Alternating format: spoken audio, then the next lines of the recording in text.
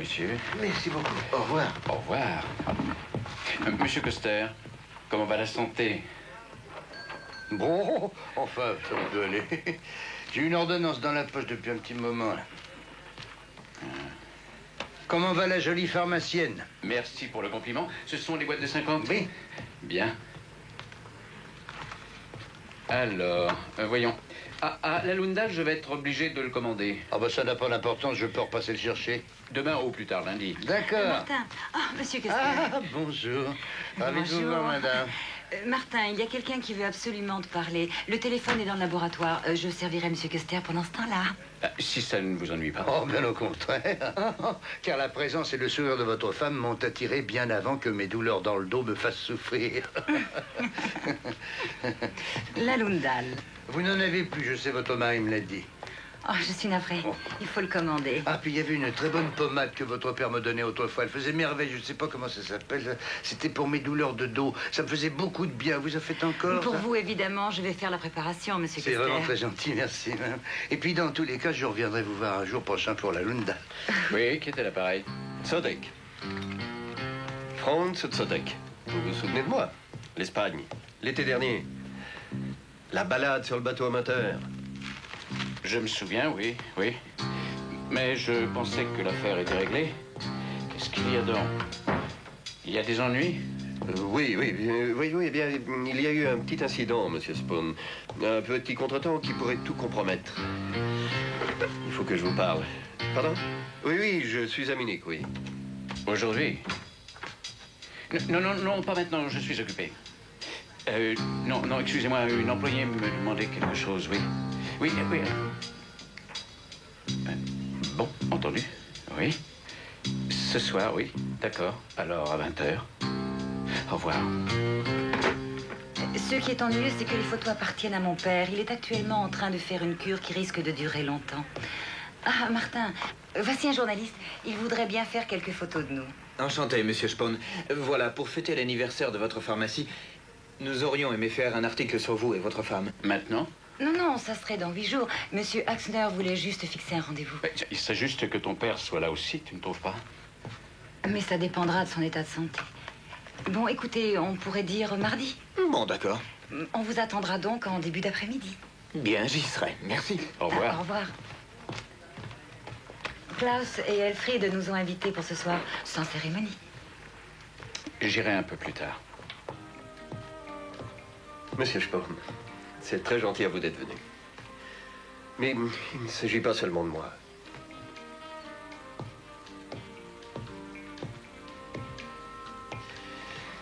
Pas évident de vous reconnaître. Hein?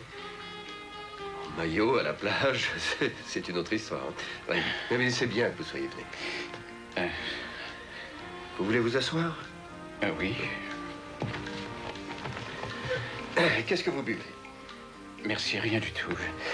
Ou alors, peut-être un café. Garçon? Oui, monsieur. Un café, s'il vous plaît. Un café, bien. Je ne voudrais pas être impoli, monsieur, mais si nous parlions de notre affaire. Eh oui, bien sûr, oui. Alors, allons droit au but. Voilà les faits. C'est arrivé il y a une dizaine de jours, à peu près.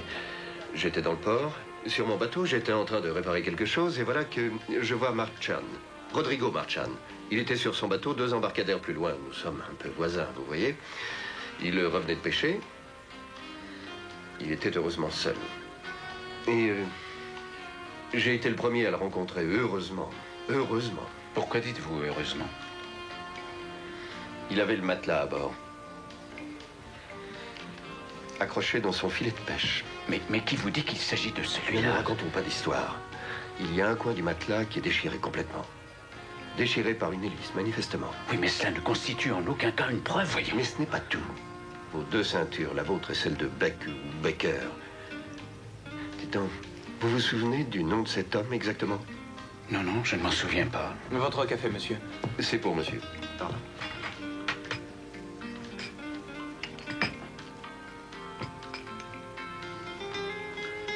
Monsieur? Merci. Donc, il y avait les 2 ceintures enroulées autour du matelas. Il y avait même une des pierres. Rodrigo m'a dit, on dirait que c'est comme si on avait voulu noyer quelqu'un. Alors? Et alors voilà, pardon, nous pouvons racheter cette pêche malencontreuse pour une somme de 15 000 marks. Racheter, mais comment? Mais oui, c'est ce qu'il a dit. Mais en espagnol. Oui, mais si nous ne marchons pas, je veux dire, enfin, si nous refusons son offre. Il porte le tout à la police, voyons. Il a dit que si personne n'achète le poisson, il se gâtera. Et que le matelas pourrait être celui du pauvre Marcello. C'est complètement fou ce que nous avons fait à ce moment-là. Mais nous l'avons fait, c'est comme ça. Je suis d'accord pour payer.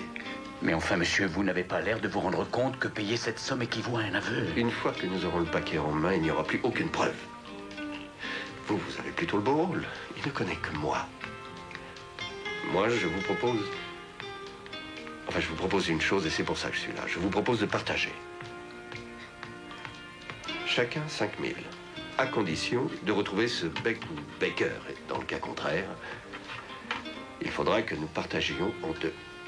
Ce qui fera 7 500 marks. Mais qu'est-ce que fait Martin? Oh, il est à peine marié et il ne vient même pas dîner. Sais-tu au moins où il est? Il avait un rendez-vous avec un journaliste pour une interview. Ah, vous allez devenir célèbre? Je vois ici le titre au-dessus de votre photo. Un couple de pharmaciens de 150 ans pose devant leur nouvelle pharmacie. Bonsoir tout le monde. Bonsoir. Bonsoir, Martin. Bonsoir. Eh bien, mon vieux, t'en as vraiment l'air. L'air de quoi? D'avoir 150 ans? Chérie, tu ne te sens pas bien? Non, c'est rien. Je suis très fatigué, c'est tout. Tu devrais prendre ce que j'ai pris au début du repas. Qu'est-ce que c'était cette boisson? Je ne me souviens plus du nom.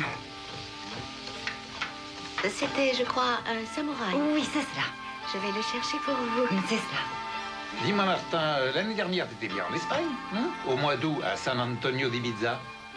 Oui. J'aurais voulu y passer mes vacances, et quand j'ai voulu réserver, brusquement, je me suis rappelé que tu étais revenu plus tôt que prévu. Alors, j'ai préféré t'en parler. Ça n'avait aucun rapport avec San Antonio. Angela était seule à la maison du fait que son père avait des ennuis de santé, il n'était pas bien.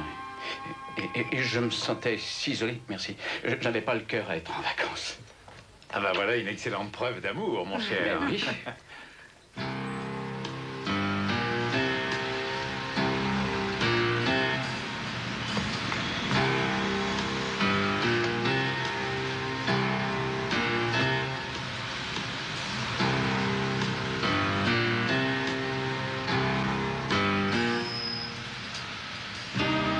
J'ai découpé un article de journal paru peu après que vous soyez parti. C'était dans la presse locale. Voilà. Voilà la photo du garçon. Marcello Cadir. Vous voulez que je vous le traduise, peut-être? On a retrouvé le cadavre. Ça, je crois que vous le saviez. Oui, peu de temps avant que je ne parte. Au sujet de ce bec, vous avez Je des sais renseignements? qu'il est à Berlin, mais à part cela, je ne sais rien d'autre. Alors, voilà 2500 marks, c'est tout ce que je peux faire.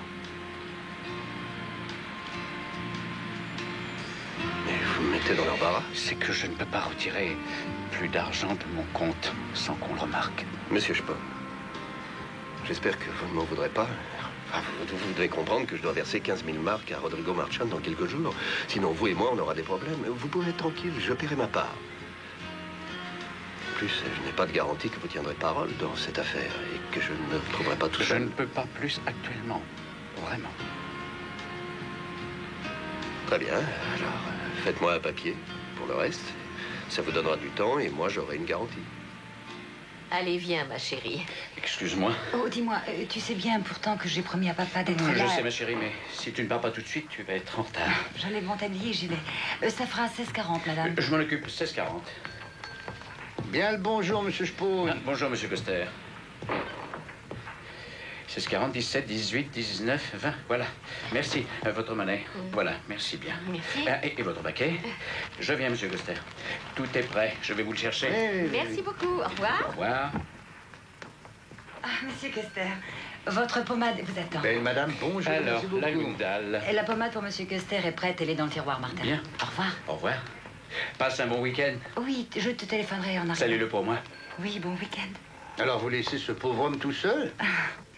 Comme nous sommes de garde, je suis obligée, je vais voir mon père. Ah, ben, vous le saluerez bien de ma part. Bien sûr, je lui transmettrai. À lundi. Au revoir.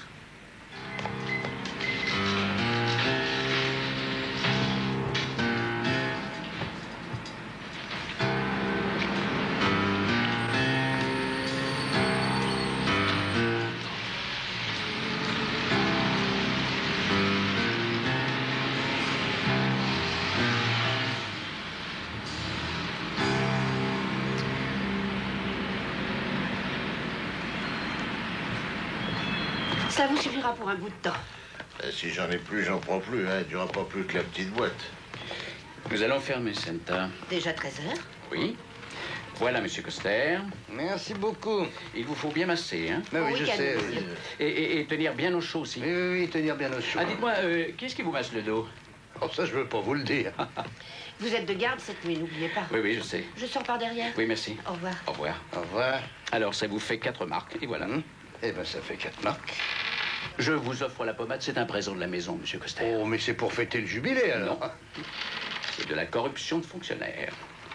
Vous avez un meurtre sur la conscience? Ah non, je ne vous aurais rien demandé dans ce cas-là. Mais si vous avez un instant, je voudrais vous parler. Volontiers. Non, on sera mieux à côté, venez. Oui. Ah, je vais vous déranger, chère madame, excusez-moi. Attends. Il s'agit d'un ami à moi, un bon ami. Et il m'a fait jurer sur mon honneur de ne révéler son identité à personne. Mais oui, je comprends bien, oui. Alors, racontez-moi. Je vous sers? D'accord. Il est arrivé à cet ami la chose suivante. Je vous en prie. Merci. Il était en vacances, à la mer, dans le sud. Alors, un beau soir, il a eu l'occasion de faire la connaissance d'un monsieur, un Allemand aussi, avec son ami. Mais ils habitent tous les deux là-bas. On fait connaissance, on parle, et cet homme, donc celui qui était avec la fille, le voilà qui invite mon ami à faire une promenade en bateau, le lendemain. Oh, c'est excellent. Pardon. En votre cas, c'est excellent, les gars. Ah oui.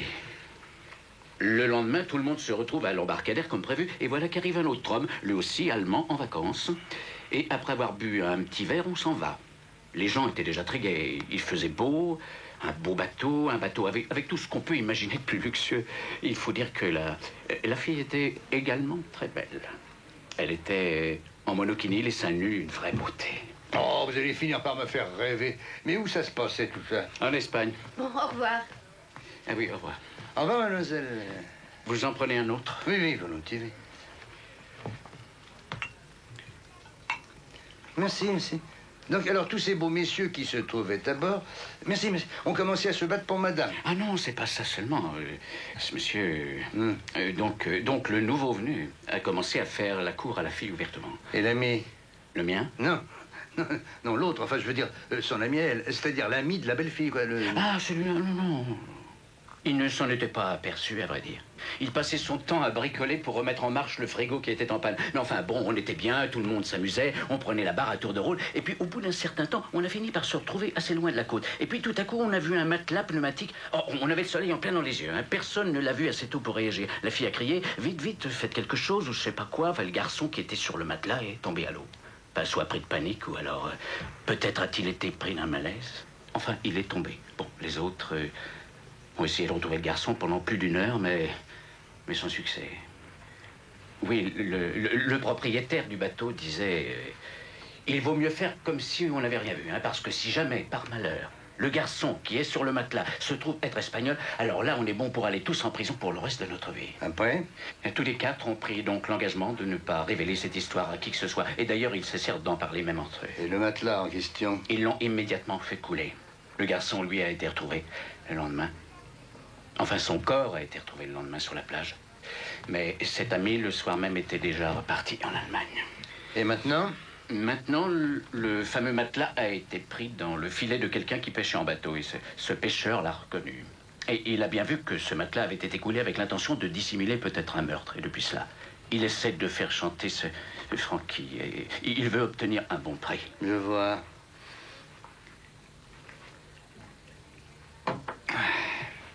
Et c'est la raison pour laquelle votre ami a été contacté. Oui. Dites-lui bien qu'il ne doit pas céder au chantage. Il y a un article du Code pénal qui traite des problèmes de chantage. Et voilà ce qui est écrit. Dans le cas où un maître chanteur menace de dénoncer un délit en faisant pression sur son auteur, l'avocat général peut ignorer son témoignage, ce qui veut dire que votre ami peut parfaitement le faire arrêter. Arrêter ce maître chanteur en le dénonçant à la police. Il ne sera lui-même passible d'aucune peine. Pourvu qu'il ne s'agisse pas d'un meurtre, bien sûr, et j'ai l'impression que ça ne paraît pas être le cas ici. C'est très intéressant. C'est ça, c'est le paragraphe 1868C. Oui, mais ce Franck, c'est sûr qu'il n'est pas dans le coup. Si je peux me permettre Un conseil, si vous marchez une fois, c'est fini, vous l'aurez toujours toute la vie à vos trousses. Je connais des histoires qui ont commencé de cette manière et qui se sont ensuite malheureusement terminées par un meurtre. Croyez-moi, vous direz cela à votre ami. Excusez-moi, j'ai un avion à prendre. Merci. C'est une décision qui demande que j'y réfléchisse, Angela. Je ne veux pas que Martin se sente offensé, tu Il sais. sera offensé, papa. Mais pourquoi, chérie? Il est bien sous mes ordres, et alors? Oui, mais si tu me donnes la pharmacie, il se retrouve sous mes ordres et c'est gênant. Angela, écoute-moi. La pharmacie, je l'ai reçue des mains de mon père, qu'il avait reçue du sien. La transmission par héritage est donc tout à fait simple. Tu es mon héritière, il est logique et normal que je te laisse mon bien. Tout aurait été beaucoup plus facile si tu avais eu un fils. Je suis parfaitement heureux d'avoir une fille et ton mari a beaucoup de chance de t'avoir pour épouse. Et si je décide de lui transmettre la pharmacie cette année pour le 150aire, je crois pouvoir dire qu'il n'a pas de raison de se plaindre en aucune manière de son beau-père. Il n'a rien dit. C'est moi qui souffre à l'idée que peut-être il croit que tu n'as pas assez confiance en lui parce que tu ne lui donnes pas la Je copropriété. me préoccupe de ton bien-être futur, Angela. Dieu seul sait ce qui peut t'arriver. Bon, vous lui donnez tout de suite 20 gouttes dans de l'eau, et après 10 gouttes toutes les heures. Je le réveille s'il dort? Non, non, non, vous le laissez dormir. Mais dès qu'il se réveille, vous le lui donnez. 10 gouttes toutes les heures. C'est ça. Je vous remercie. De rien. Au revoir. Bonsoir. Bonsoir, monsieur. Ah, c'est vous. Si vous voulez bien, il faut que vous passiez sous le porche. C'est à gauche. Je ne peux pas ouvrir cette porte à cause de l'alarme. Je vous attendais. Entendu. Monsieur Tzodek, je suis là. Si vous voulez bien me suivre. Allez, viens, Xavier, mon chéri, viens. Allez, viens. Vous ne voulez pas me faire ce papier que je vous ai demandé pour que je sois sûr d'être payé? Non. Alors, c'est que vous avez une raison. Oui. Et je veux vous en parler. Mais asseyez-vous. Je suis en mesure de dire qu'il ne faut pas céder à ce chantage. Pour la bonne raison que nous avons les moyens de sortir de cette situation. Et comment? En le dénonçant à la police pour extorsion de fonds. Dans le code pénal, il y a un paragraphe, un commissaire de police me l'a dit, qui stipule que l'avocat général peut ne pas tenir compte de la dénonciation faite par un maître chanteur. Ceci, bien sûr, dans le cas où ce n'est pas un meurtre. En fait, nous pouvons faire arrêter ce pêcheur. Attendez, je reviens. J'arrive. Paragraphe 1868C. Je vais jusqu'à la voiture.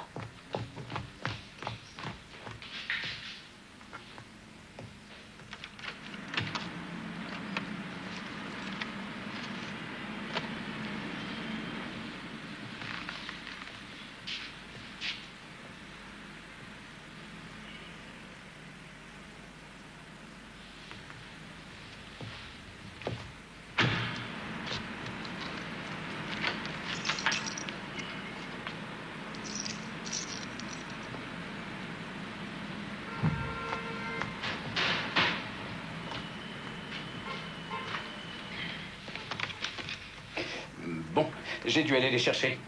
Ils m'ont dit qu'ils ne livraient plus. J'ajoute ça sur la facture. Bonne nuit. Merci, je vous souhaite bien du courage.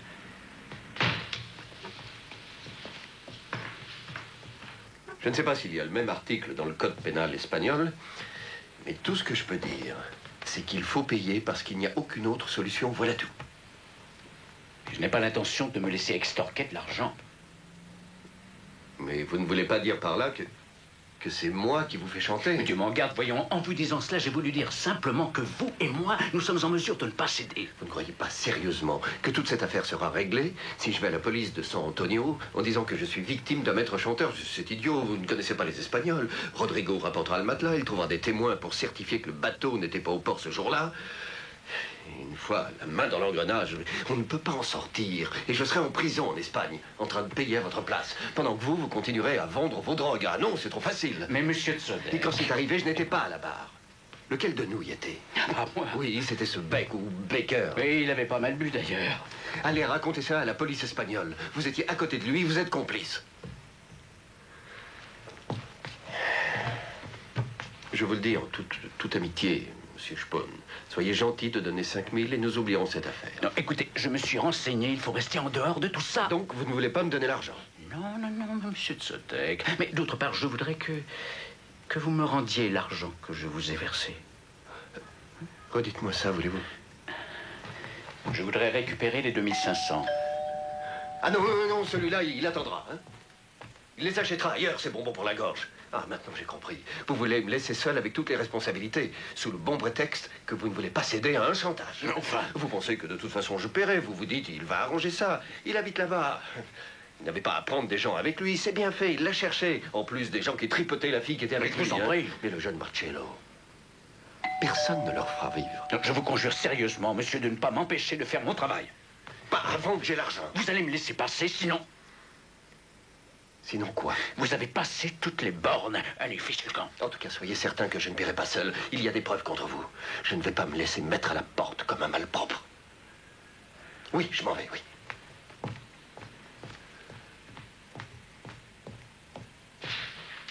Ouvrez-moi cette putain de porte.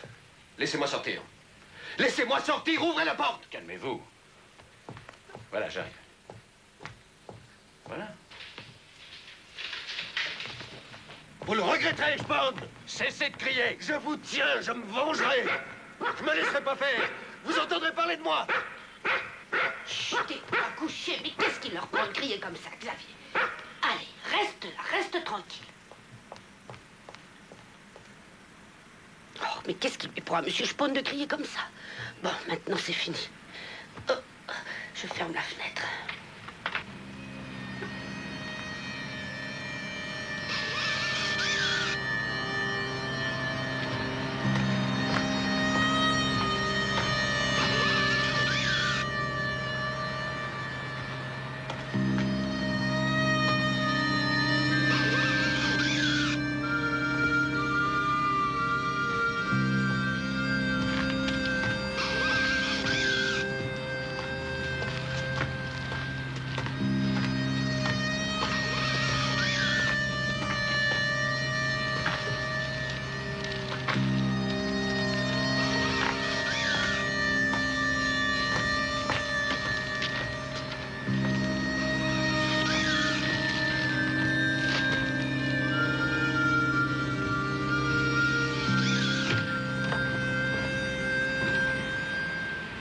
Depuis quand la voiture a-t-elle disparu? Depuis une demi-heure. Vous avez vos papiers, s'il vous plaît? Oui. Voilà. Bien, venez par ici, monsieur Spon, je vous prie. Une minute, s'il vous plaît. Veuillez vous asseoir ici. Oui. Il faut que tu téléphones tout de suite à la police criminelle. Dis-leur que le propriétaire de la voiture volée se trouve ici dans le bureau. Et tu me rapportes les papiers tout de suite, surtout. Je dirais que la mort remonte à 10 ou 12 heures environ, mais les blessures à la tête nous en apprendront plus en tout cas. Vous en saurez Après davantage. l'autopsie, oui, je sais. Téléphonez-moi immédiatement. Oui, comptez sur moi. Au revoir. Et Custer, il est là? Non, il est à Berlin. Il est allé témoigner à la cour d'assises. C'est vous qui nous avez téléphoné? Eh ben oui, je viens de le faire. Vous n'avez vrai. touché à rien? Ah bah non, j'ai juste... Et vous n'avez vu personne? Non, j'ai rien vu, vraiment, non. Rien entendu? Non, j'ai rien entendu. Merci.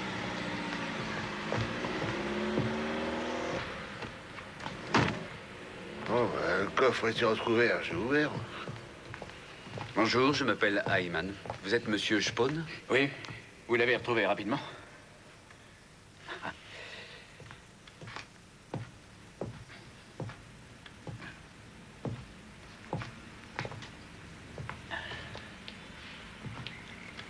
Il s'agit bien de votre voiture?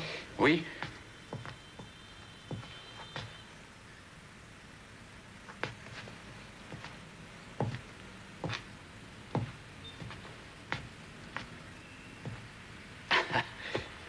Elle est en très bon état. Vu de l'extérieur, oui. Monsieur Spon, qu'est-ce que vous avez dans le coffre de cette voiture? Une roue de secours, des outils, un bidon, un triangle de signalisation et je crois bien une pelle pliante. Voudriez-vous ouvrir le coffre, s'il vous plaît?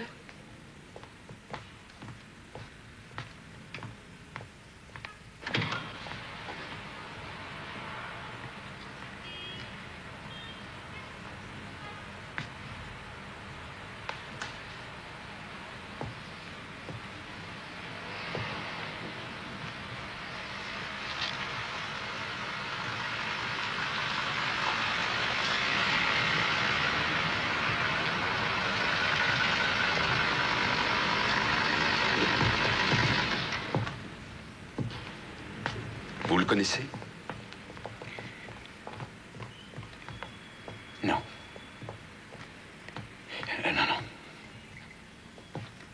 Vous êtes bien resté dans le magasin toute la nuit?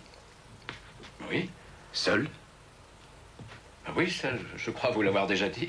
Donc les clients n'entrent pas ici, je veux dire dans la pharmacie. Ah non, non, pas pendant la nuit. La vente se fait par le guichet. Est-ce que vous notez toutes les ventes pendant la nuit? Seulement les médicaments sur ordonnance. Le registre est là, si vous voulez le voir. Mayer, interroge les voisins, ils ont pu voir quelque chose. Oui, j'y vais tout de suite.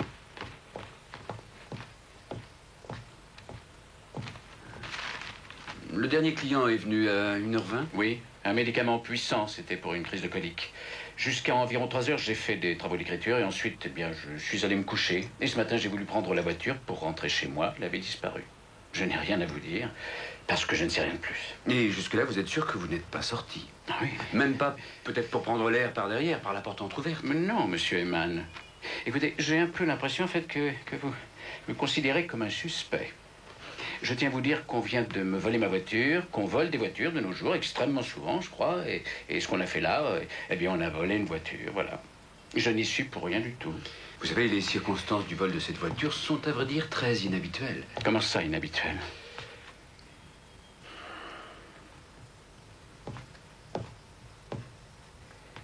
Eh bien, quand le temps sera venu, je vous expliquerai. Vous désirez peut-être téléphoner à un avocat? Un avocat, non. Non, non, ce qui m'intéresse, c'est de régler cette affaire très vite et sans trop de bruit. Entendu, monsieur Spohn. Résumons-nous, vous avez vu votre voiture en dernier lieu vers 21h30, n'est-ce pas? Oui. C'était à quelle occasion? Eh bien, un client régulier. Oui, il vient souvent ici. Oui, en fait, il travaille pour un hospice de vieilles personnes. Tenez, c'est noté ici. Donc, il avait fait une commande. Les produits se trouvaient dans la voiture. Voilà donc pourquoi je suis sorti. Et ce monsieur est venu en voiture? Non, non, non, non, non. Lui n'a pas bougé de devant la porte. Et entre-temps, je suis sorti par derrière. J'ai ouvert le coffre, j'ai pris les médicaments et je suis revenu ici. Vous êtes sûr d'avoir fermé la porte derrière vous en revenant? Oui, monsieur. Et ça n'est pas ici qu'on a pu voler ma voiture. Non, je m'en doute puisqu'elle était dans la cour. Pouvez-vous me dire comment s'appelle cet homme? Ben oui, bien sûr. C'est Mitterer. Vous pouvez le joindre à cette adresse si vous le désirez. Merci, monsieur Spohn.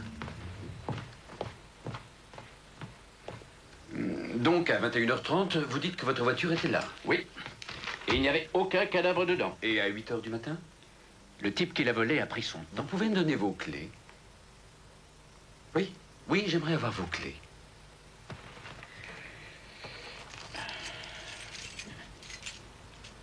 Je suis désolé, monsieur Spohn. Il vous manque la clé contact. Je peux jeter un coup d'œil? Ouais, ça, c'est la clé du garage à la maison.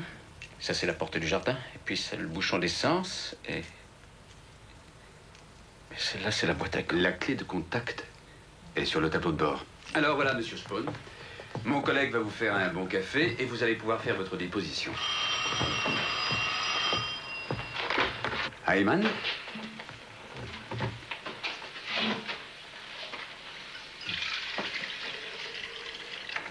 Installons-nous à côté dans mon bureau. Nous serons beaucoup plus tranquilles. Une minute.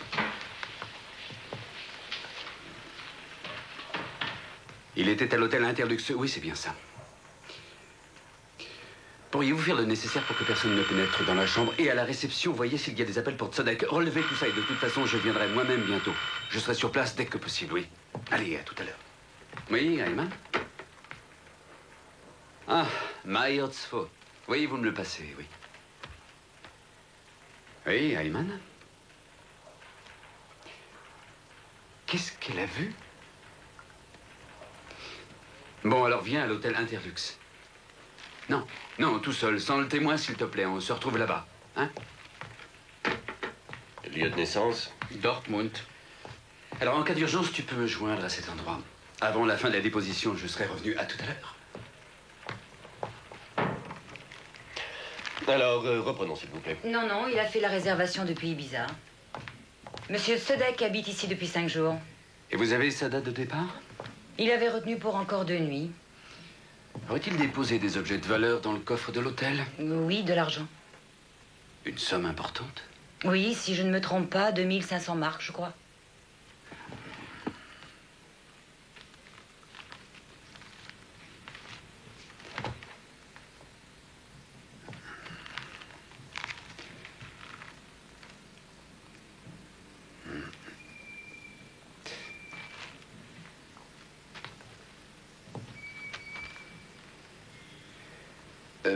Puis-je me permettre de téléphoner? Oh, c'est une communication locale. Je ne vais pas appeler ma tante à San Francisco. Je vous en prie, il n'y a pas de problème. Ah, merci.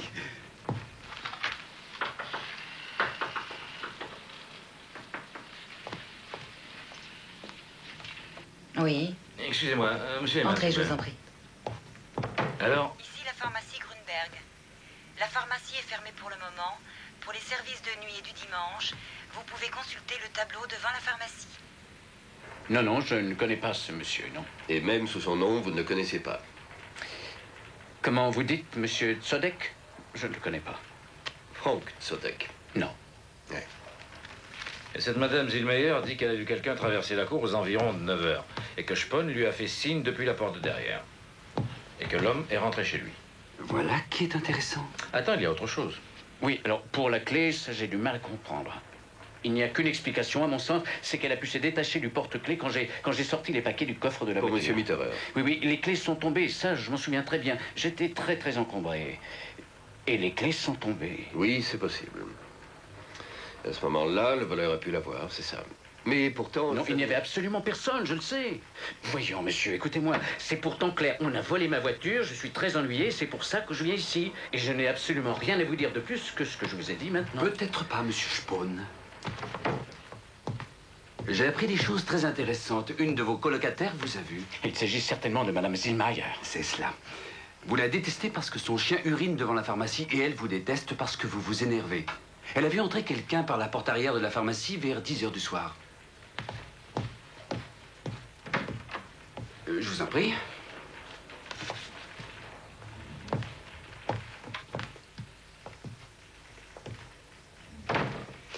Madame Zillmeyer. Oui. Voulez-vous dire à monsieur Spon ce que vous avez pu observer vers 22 h de votre fenêtre, s'il vous plaît? En fait, je n'ai pas observé ce qu'il faisait. Non, je l'ai vu par hasard. Vraiment par hasard. Dites-nous ce que vous avez vu par hasard, alors. Alors voilà, j'ai vu très bien monsieur Sprome qui se disputait avec un monsieur dans la cour du magasin. C'était une violente dispute. Ils criaient tous les deux. L'autre a crié « Vous le regretterez ». Oui, oui, vous le regretterez. Je me souviens bien du terme. Il a dit aussi « Je vous tiens ». Ils criaient tous les deux tellement fort que mon Xavier a commencé à aboyer comme un fou. J'ai dû tout faire pour le calmer. Sans ça, les voisins se seraient encore plaints à la police. Ils l'ont déjà fait, alors. Bon, ensuite, quelque chose est tombé dehors.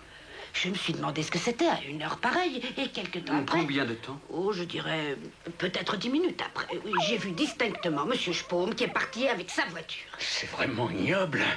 Je porte plainte, je vous le dis. Vous êtes ignoble, vous dites n'importe quoi pour me faire du mal. C'est complètement faux. Je porte plainte. Du calme, c'est faux.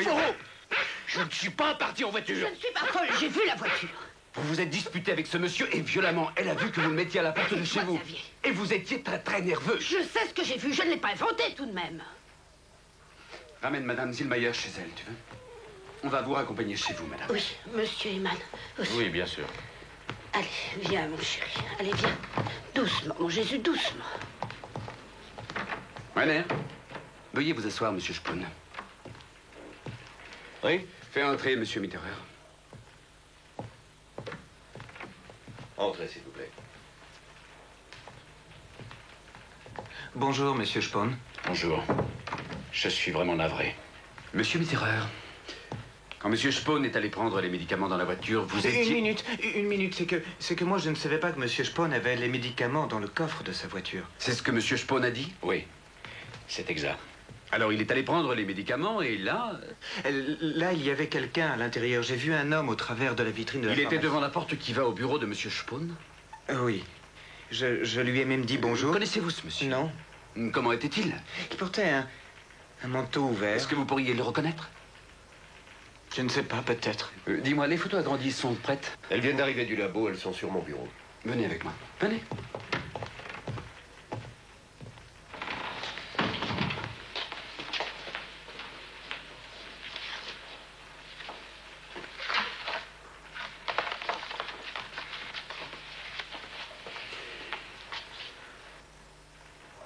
Oui. Oui, ça pourrait très bien être lui. Voyez-vous, ce dont je me souviens, c'est qu'il avait l'air très bronzé. Oui, un teint bronzé. Oui. Et c'est ça. Oui, merci, monsieur Mitterer. Non, non, par ici, s'il vous plaît. Allez-y. Encore merci. Merci.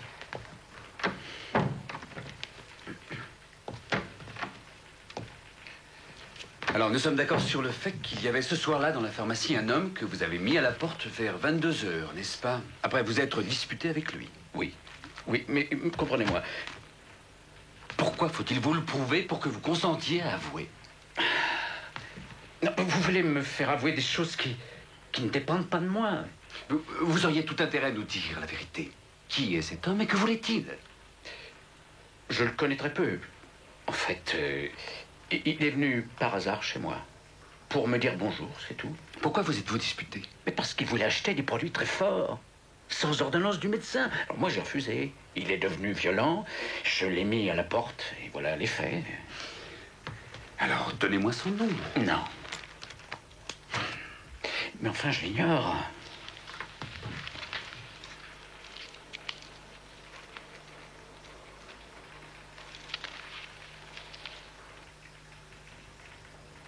Frank Tzodek. Le visiteur était Frank Tzodek. C'est l'homme que nous avons trouvé mort dans le coffre de votre voiture. Il n'est pas venu chez vous en passant, il vous a appelé le jour même. Ça, nous l'avons trouvé à l'hôtel, dans sa chambre. Vous connaissez beaucoup de gens qui ne notent pas le numéro de leur pharmacien, vous? Le nom de votre pharmacie s'écrit avec un S comme Spohn. Votre pharmacie s'appelle Grunberg et l'homme voulait vous parler personnellement. Bien, voulez-vous faire des aveux? Qu'est-ce que vous dites? Ça. Non, écoutez, c'est vraiment de la démence. Au moins avouez que l'homme était Frank Tzodek. Vous pouvez réfléchir. En tout cas, je vous arrête. Est-ce que vous voulez aviser vos proches? Quoi? Avec notre voiture? Martin. Pour l'amour du ciel. Mais bien sûr, voyons. Naturellement, je ne dirai pas, tu penses? Oui, oui, je viens. Où étais-tu donc passé? Martin était au téléphone, il te donne le bonjour. Bon, moi je crois bien que je vais repartir à la maison ce soir. Ah, il se pourrait que Tzodek ait été tué au cours de la dispute. Il est possible, après tout, que le meurtre n'ait pas du tout été prémédité. Mais alors, dans ce cas, on ne met pas le corps dans le coffre de sa voiture pour la conduire dans un terrain vague quelque part. Et on ne se présente pas le bec enfariné au commissariat de police en disant qu'elle a été volée. Tu peux venir, Brenner? Un coup de fil d'Espagne. Je comprends pas un mot. Pas un mot. Entrez.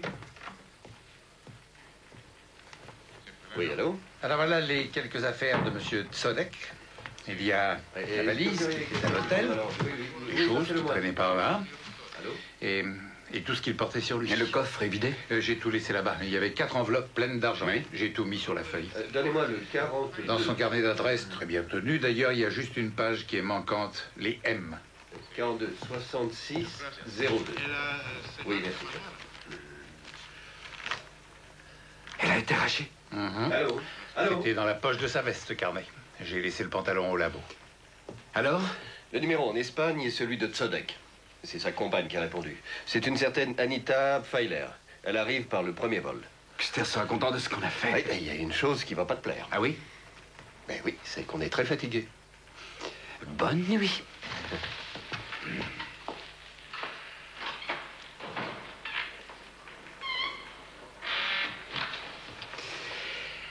Bon, je vais faire la commission à monsieur Tzodek. Au revoir, monsieur.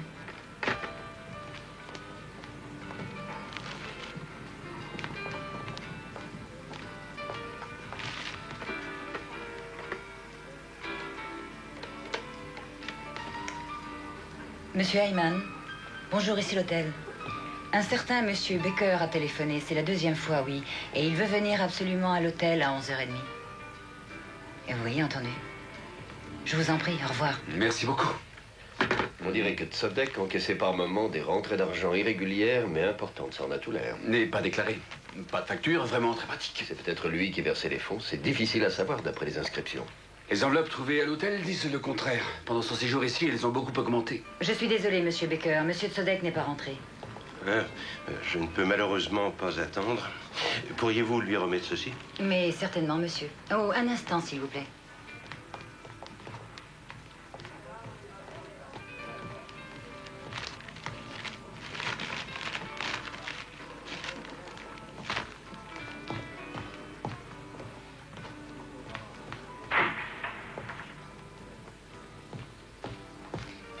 Monsieur Becker? Oui, c'est moi. Je m'appelle Ayman, police criminelle. Est-ce que je pourrais vous parler? Mais oui, naturellement. Merci. Bonjour. Bonjour. Vous désirez quelque chose? Est-ce que je peux vous aider? Franck, enfin, monsieur Tzodek a été victime d'un meurtre. Je n'affirme pas que c'est un meurtre, mademoiselle. La seule chose que je puisse vous dire, c'est qu'il est mort d'une fracture de crâne.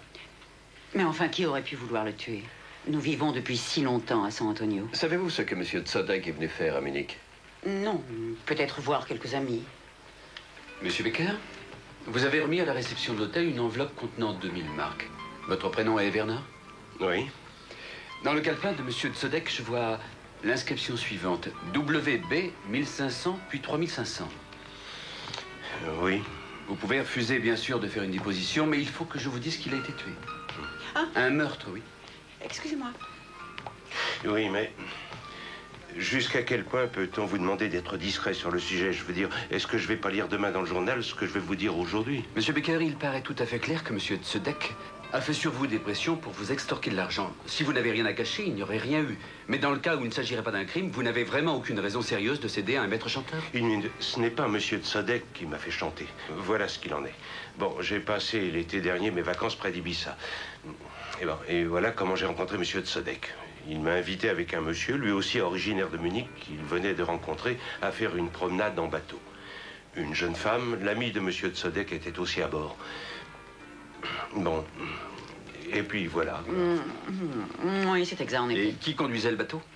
Au début, c'était Tzodek, et il nous a montré comment faire. Je veux dire, au moment de l'accident. Mais il faut dire que nous étions un peu partis, gais, bêtes. Franck réparait le frigo. Et l'homme qui était avec vous, vous savez son nom? Non.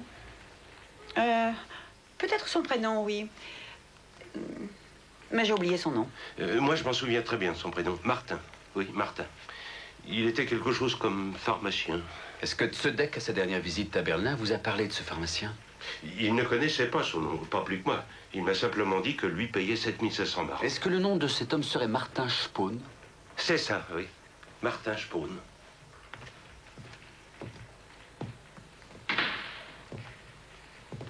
Vous le reconnaissez? Oui, il était aussi à bord. Monsieur Spohn, vous connaissez cette personne? Oui. Voulez-vous avoir l'amabilité de m'attendre devant?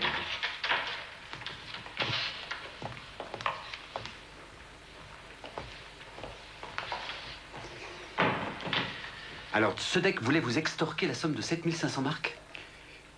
Oui. Vous avez refusé de payer? C'est cela. Vous allez enfin vous décider à faire des aveux. Je n'ai rien à voir dans l'assassinat de Tzodek, rien du tout. Est-ce que vous êtes formel? Je demande un entretien avec M. Custer. Ah, c'était vraiment très très bien, Berlin. Mais c'est trop court. Si vous étiez resté un peu plus, peut-être un jour ou deux, vous trouviez un dossier complet sur votre bureau. On a bien avancé. Mais vous vous débrouillez très bien tout seul. Vous avez le bonjour de Martin Spohn, le pharmacien. Ah, merci, c'est gentil. Bah, sa pommade, elle est fantastique, hein, je dois dire ça. Alors, j'ai beaucoup moins mal au dos et puis... J'espère que vous en avez suffisamment. J'ai peur qu'il n'en fasse plus avant longtemps. Qu'est-ce qui s'est passé? Ben, figurez-vous qu'on l'a mis en garde à vue. Oui, et ça depuis samedi. Monsieur Spohn? Oui. Et pourquoi? Il est soupçonné de meurtre. On a retrouvé dans le coffre de sa voiture le cadavre d'un certain Tzodek. On a fait chanter Spohn, pas vrai? Vous me croyez, M. Custer, n'est-ce pas? Mais bien entendu, monsieur Spohn, mais ça n'avance pas les choses. Il faut que je tienne le meurtrier. Et nous ne pourrons avancer que si vous consentez à dire toute la vérité. Dans votre cas, vous n'avez rien à perdre. Alors, combien avez-vous donné à Tzodek? Et depuis combien de temps? Soyez précis. C'était vendredi, j'ai versé 2500 marks. Oui, c'est vrai, c'est noté sur son agenda. WSP 2500 marks, le 10-5. Il y avait un autre homme qui porte le nom de Beckhardt. Beckhardt, oui, c'est exact. Oui, il feignait ne pas se souvenir de son nom. Ah, il a dit ça pour vous faire payer plus cher. Ça faisait partie du jeu. Il avait déjà fait payer Beckhardt à Berlin avant de venir vous voir. Regardez, WB 1500, le 3-5. Et ce matin, WB est venu ce matin à la réception de l'hôtel pour le voir et déposer une enveloppe de 2000 marks. Et si je comprends bien, c'était donc lui, le maître chanteur. Et est-ce qu'il vous a montré ces articles de journaux? Oui. Vous êtes certain qu'il s'agit de ce journal-là? Oui, oui. C'est bien la même photo. Mais vous ne remarquez rien?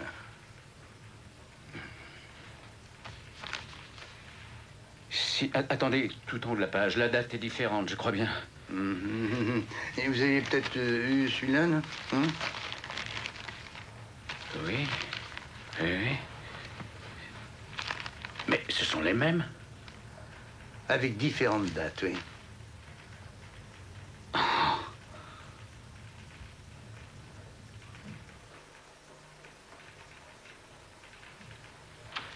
Brenner, s'il te plaît, tu parles un peu l'espagnol, toi. Enfin, non, je veux dire, pardon, l'espagnol. Alors, tu vas téléphoner à ce journal qui est paru à Ibiza.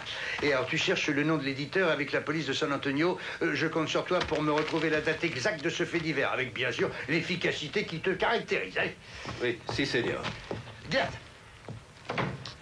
Oui, la fille, tu sais, l'amie de... Bah, tu sais de ce... Comment déjà? De Tzodek, là. Anita Pfeiler? Oui, et où elle est? À la morgue à l'Institut médico-légal. Elle a exprimé l'envie de revoir le mort et je lui ai pris rendez-vous. Bah, téléphone et demande si elle y est, hein?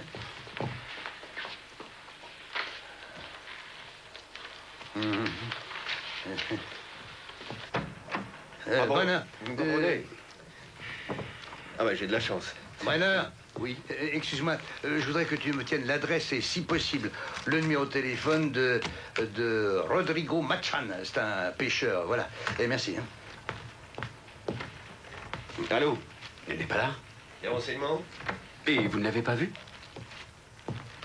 Est-ce que vous en êtes certain? Merci. J'y comprends rien. L'oiseau s'est envolé. Je commence à y voir plus clair. Vite, Gert, j'espère qu'il n'est pas trop tard. Vite, téléphone à l'aéroport. Pardon. Excusez-moi, je viens de prendre mon billet pour Ibiza. Madame Pfeiler? Oui.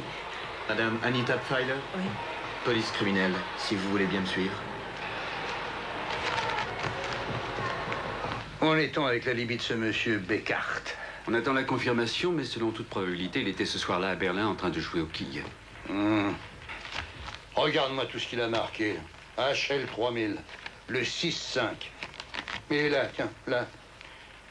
SD 1200 le 10 mai, 700 le 13 mai et 1000 enfin le 20. Quand même, il ne pouvait pas y avoir autant de monde sur un seul bateau, non?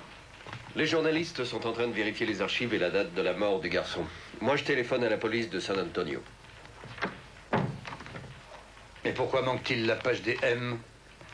Écoute-moi, un homme qui inscrit tout ce qu'il fait avec un soin aussi maniaque, c'est presque insolent, non? Il n'arracherait sûrement pas toute une page comme ça. Si on part de l'idée que ce n'est pas Tzodek qui l'a arraché, c'est un homme dont le nom commence par M qui l'a fait. Mais c'est quelqu'un qui a eu affaire à Tzodek. Donne-moi les enveloppes qui étaient dans le coffre-fort de l'hôtel. Je voudrais vérifier quelque chose.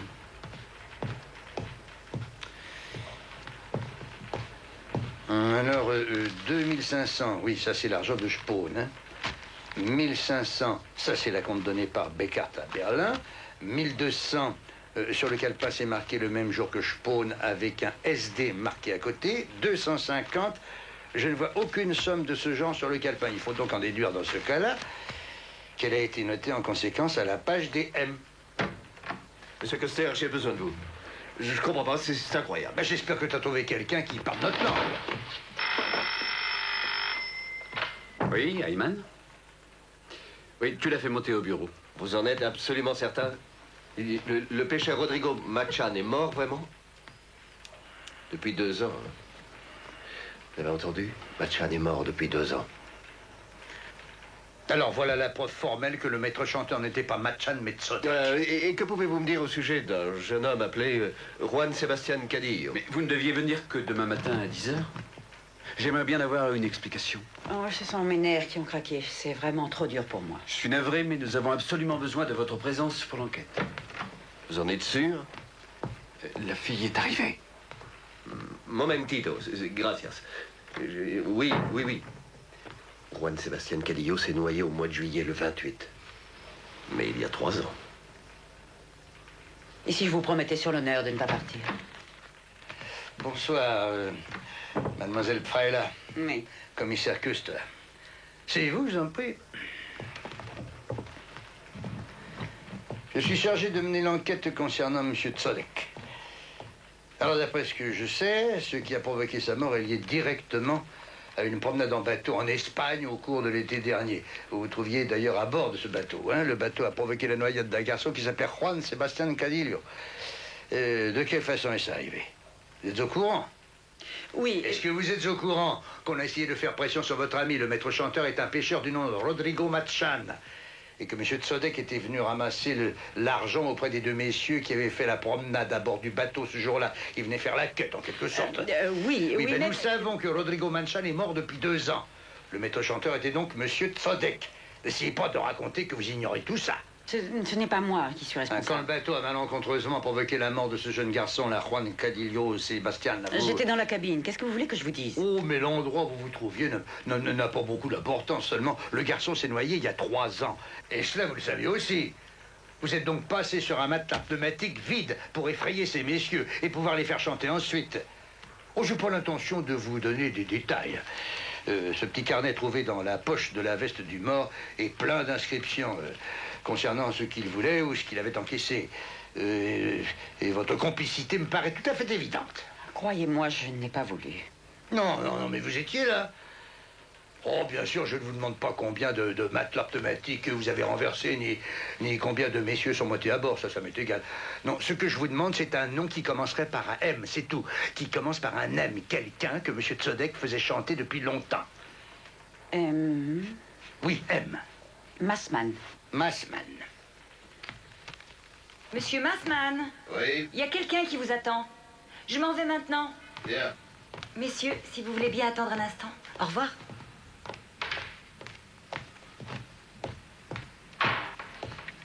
Bonjour, messieurs. Bonjour, monsieur Massman. Bonjour. Je m'appelle Custer, police criminelle. Enchanté. Nous savons que monsieur Tzodek vous a fait chanter. Il s'agit ici de sa mort. Pourquoi vous venez me voir? Il y a beaucoup d'autres noms dans son calepin. Oui, mais justement, le vôtre manque. Ah. Ben, j'ai arraché la page. Nous avons pensé à ça. Je peux m'asseoir. Mais bien sûr. Il est venu mercredi soir, juste avant la fermeture. J'ai dit à cet homme, je n'en peux plus. Non, plaisantez. Je ne ferai rien de plus.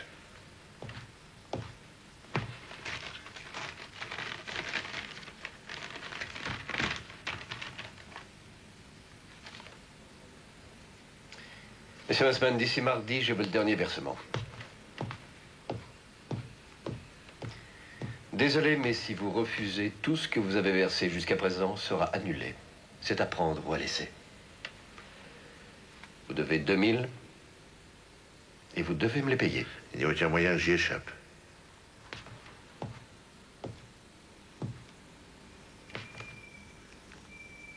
Aucun moyen, non. Il y avait un moyen. Je ne pourrais pas dire véritablement que je voulais le tuer, mais je l'ai suivi. Je m'accrochais à ses pas. Vous voyez, je l'ai suivi dans tous les endroits où il allait. Je me suis retrouvé dans la cour de la pharmacie. Qu'est-ce que Tzodek faisait là? J'ai pensé d'abord à parler à cet homme. Mais qu'aurais-je pu lui dire? Alors je suis resté dans ma cachette. Il avait des problèmes avec ses paquets. Il était nerveux. Il n'a pas vu qu'il venait de perdre une clé.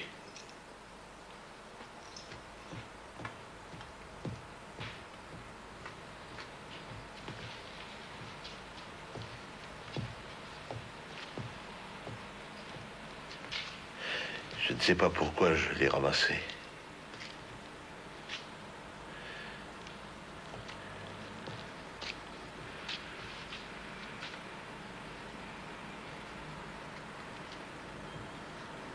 Je l'ai posé sur le coffre. Oh, sans attention particulière. Et la porte s'est ouverte brusquement. Vous le regretterez. Cessez de crier. Je vous tiens. Je me vengerai. Je me laisserai pas faire. Vous entendrez parler de moi.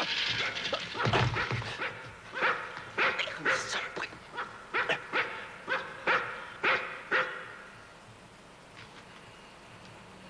Là, j'ai réalisé que j'étais en position de force. Ça ne se reproduirait plus. La nuit, cette auto, la clé de contact, c'était vraiment une chance unique. J'ai pris la brique.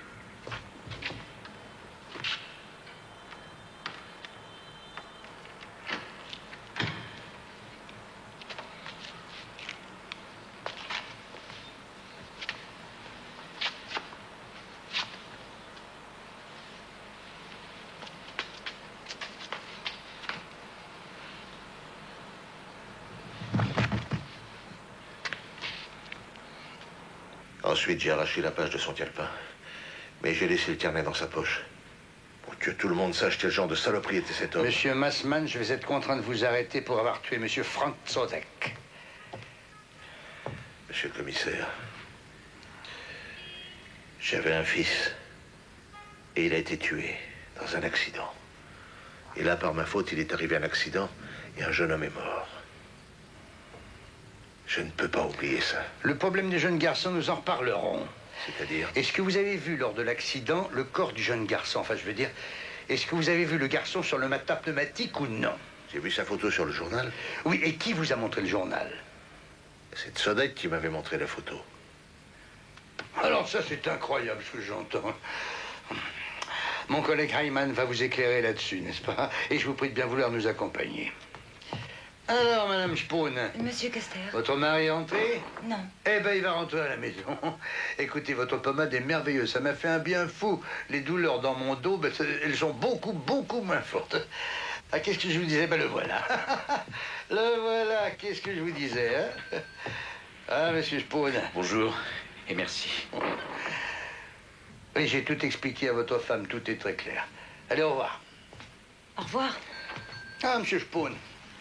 La prochaine fois que vous ferez un tour en bateau, emmenez donc votre femme.